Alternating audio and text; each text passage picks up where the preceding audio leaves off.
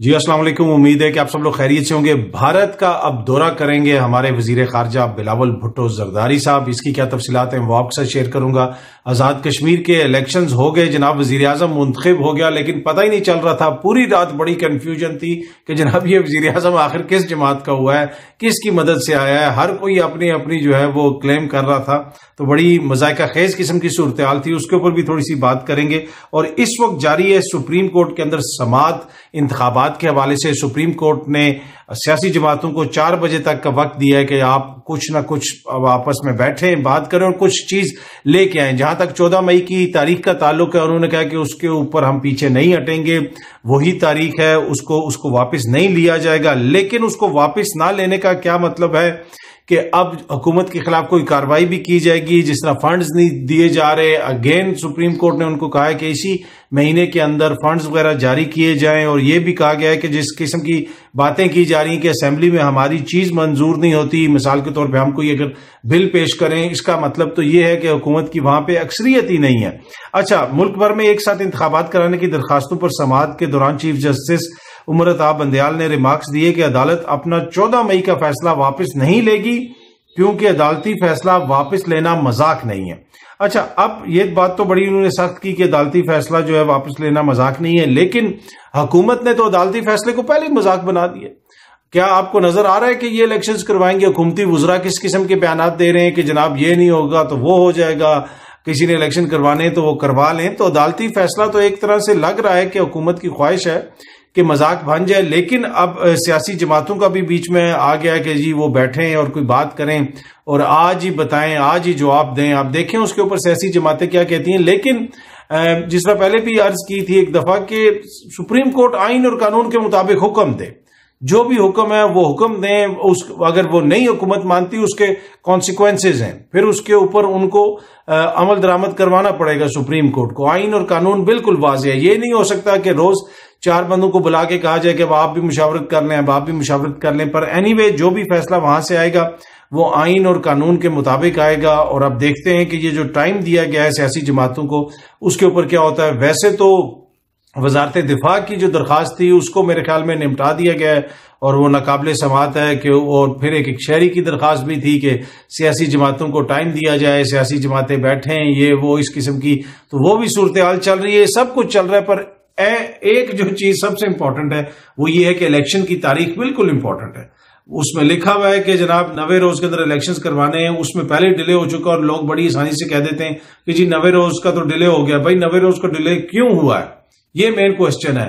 آج عدالت کو وہاں پہ پوچھنا چاہیے تھا نا۔ اور بھی بڑے جو معزز شخصیات ہیں جن کی لائیو کوریج ہوتی ہے، ٹی وی پہ دکھایا جاتا ہے، آئین کی باتیں کی جاتی ہیں، کسی جگہ پہ بیٹھ کے 90 روز کے اوپر بھی کوئی روشنی ڈال دینا کہ آئین کے اندر لکھا ہے، وہ بھی تو اسی آئین کے اندر لکھا ہے۔ باقی ساری باتیں اتنی امپورٹنٹ ہیں جو آئین کے اندر لکھی ہوئی ہیں، لیکن الیکشن کے حوالے سے جو لکھا ہوا ہے اس کے اوپر کوئی بھی معزز دوست جو ہے وہ نہ ٹی وی پہ، نہ ادھر نہ ادھر کوئی لائیو کوریج، یا ادھر ادھر جدھر بھی ہے، کسی پرٹیکولر شخصیت کی بات نہیں کر رہا ہوں، اوور آل بات کر رہا ہوں، تو ڈالیں نا روشنی تھوڑی سی اس کے اوپر، وہ بھی تو آئین کے اندر ہی لکھا ہوا ہے، اس پہ بھی تو بتائیں۔ اینی وے جناب، دوسری بات یہ ہے کہ الیکشنز نہ ہونے کی ایک وجہ یہ بھی بتائی جا رہی ہے کہ بھارت یہاں پہ گڑبڑ کروا سکتا ہے، را یہ کر سکتی ہے۔ کل بھی ایک ولاگ کے اندر ذکر کیا تھا، اس طرح کی رپورٹس وغیرہ بھی سامنے آ رہی ہیں کہ وہ پاکستان کے اندر یہ کر سکتے ہیں، وہ کر سکتے ہیں۔ دوسری طرف پاکستان کے وزیر خارجہ نے یہ فیور لٹایا ہے کہ وہ بھارتی ایجنسیاں جن کی وجہ سے پاکستان کا آئین خطرے میں پڑ گیا ہے، جن کی وجہ سے یہ کہا جا رہا ہے کہ جناب الیکشنز ہم ٹائم پہ نہیں کروا سکتے کیونکہ وہ جو دشمن ہے وہ ہمارے آئین کا دشمن، ہماری جمہوریت کا دشمن، وہ یہ کر دے گا، وہ کر دے گا، اور انہی کے ملک میں ایک کانفرنس میں شرکت کے لیے ہمارے وزیر خارجہ جا رہے ہیں۔ تو یہ تو کچھ سمجھ نہیں آئی۔ یا تو آپ جا کے پھر ادھر کہیں وزیر خارجہ وہاں پہ جا رہے ہیں بلاول صاحب کانفرنس، شنگھائی کانفرنس میں، تو وہاں پہ جا کے کہیں کہ بھارت کی ایجنسیوں کی وجہ سے ہم الیکشنز نہیں کروا سکے، یہ ہمارے ملک میں یہ کروا رہی ہیں، پھر تو ہے۔ تو اگر یہ وہ کہنے جا رہے ہیں تو بڑی اچھی بات ہے، وہ ضرور جائیں۔ باقی جہاں تک تعلقات کا تعلق ہے، دونوں ممالک کے تعلقات بہتر ہونے چاہیے۔ کب تک ہم اس طرح ایک دوسرے کے ساتھ لڑتے رہیں گے؟ کوئی بھی خطہ اکیلا ترقی نہیں کرتا۔ اس خطہ، اگر خطے کو آپ دیکھیں، اس میں یہ نہیں ہوتا کہ ایک چھوٹا سا اس میں سے حصہ یا خطہ یا ایک ملک ترقی کر لے، یہ نہیں ہوتا۔ جتنی جو پورا وہ ہوتا ہے جسے آپ کہہ سکتے ہیں پورا ایریا، خطہ، براعظم، وہ سارے ممالک، جتنے بھی ممالک اس ایریے میں ہوتے ہیں وہ سب مل کے ترقی کرتے ہیں۔ اس کے اندر سے چھوٹا خطہ یا چھوٹی سی کوئی حصہ یا چھوٹا ایریا ترقی نہیں کرتا ہے۔ تو اگر ایشیا نے، ہمارے اس ریجن نے ترقی کرنی ہے تو ہم سب کو مل کے ساتھ چلنا پڑے گا۔ بھارت سے اب ہماری کیا دشمنی ہے کہ جناب ہم اسی موڈ میں پھنسے رہے ہیں کہ جناب جنگیں کرنی ہے، لڑنا ہے، مارنا ہے، دنیا کدھر سے کدھر جا رہی ہے اور ہم ابھی تک انہی چیزوں پہ اڑے ہوئے کہ یہ جنگ ہونی ہے تو وہ جنگ ہونی ہے۔ ختم کریں۔ آج سے 70-80 سال پہلے، 100 سال پہلے یورپ والے ایک دوسرے کے گلے کاٹ رہے تھے، کاٹ پھینک رہے تھے، ملینز آف لوگ مار دیے انہوں نے ایک دوسرے کے، ملینز۔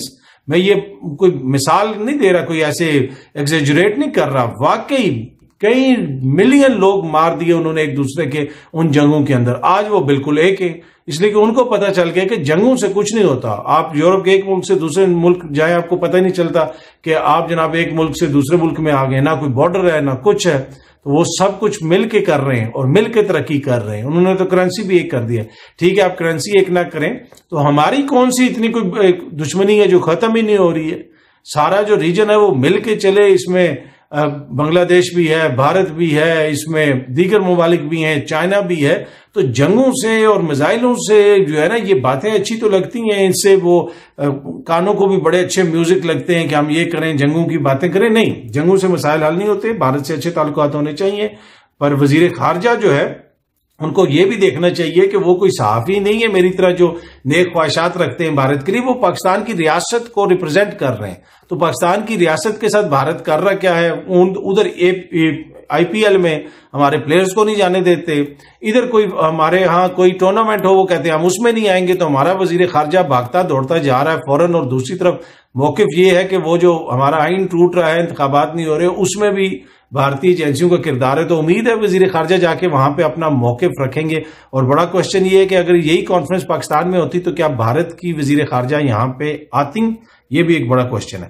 اچھا، آزاد کشمیر کے وزیر اعظم چودھری انوار الحق صاحب آزاد کشمیر کے وزیر اعظم بن گئے ہیں۔ رات کو میں ٹویٹر کے اوپر دیکھ رہا تھا، پی ٹی آئی والوں نے کہا کہ یہ ہو گیا، وہ ہو گیا، ہمارا بن گیا۔ دوسری طرف سے ہوا کہ نہیں جی وہ ان کا بن گیا۔ کوئی سمجھ ہی نہیں آ رہی تھی کہ یہ کس کا وزیر اعظم بنا ہے۔ مطلب ایسا مذاق بنا دیا ہے کہ کوئی پتہ نہیں چل رہا تھا کہ یہ کس کا وزیر اعظم ہے۔ پر اب جو ہے میرے خیال میں کافی حد تک کلیئر ہے کہ یہ پی ڈی ایم کے وزیر اعظم بنے ہیں، اور فارمولا کچھ اس طرح ہوگا وہاں پہ کہ وزیر اعظم یہ ہوں گے، باقی دیگر کوئی اسپیکر کسی اور جماعت کا ہوگا، سینئر وزیر کسی اور جماعت کا ہوگا، اور وہ جو نیچرل ہوتا ہے نا ایک دوسرے سے مل بیٹھ کے باتیں کر کے سب کچھ وہ حل کر لیا جائے گا۔ اور وہ جو ہے نا، پر یہ پی ٹی آئی کا وزیر اعظم نہیں ہے۔ اگر کوئی یہ شخص کہہ رہا ہے کہ یہ پی ٹی آئی کے وزیر اعظم وہاں پہ بن گئے تو جی پی ٹی آئی کا وزیر اعظم نہیں ہے یہ، اور آپ کوئی برا لگے یا کسی کو اچھا لگے، یہ کوئی اور ہی گیم وہاں پہ ہو گئی ہے۔ پر یہ ایک طرح سے ایسا مذاق ہوا ہے کہ وہ جو ہوتا ہے نا، وہ مذاق ایسا ہوتا ہے جو اگلے دن آپ کو سمجھ آتی ہے اور پھر آپ ہنستے ہیں۔ پہلے دن تو آپ کو سمجھ نہیں آتی کہ اس پہ ہنسنا ہے یا رونا ہے۔